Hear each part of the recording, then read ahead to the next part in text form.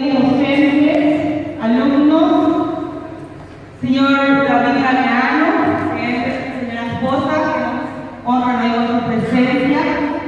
Les damos la más cordial bienvenida en esta casa, que es de todos los ciudadanos quindenses, y en especial para dar apertura a este primer foro, que es algo importante que nos va a fortalecer en la educación.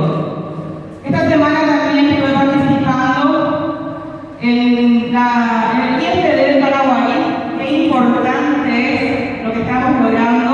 El Gobierno Nacional pone en manos a los docentes. Y en forma virtual podamos estar comunicados todos los IFDs del Paraguay y del mundo. Eso es tan importante, apostar a la capacitación de docentes, porque en eso está la base de la educación de nuestros niños. Siempre va a estar abierta, señora directora, las puertas de la municipalidad para que puedan hacer este tipo de capacitaciones. Les felicito por la iniciativa de este primer foro.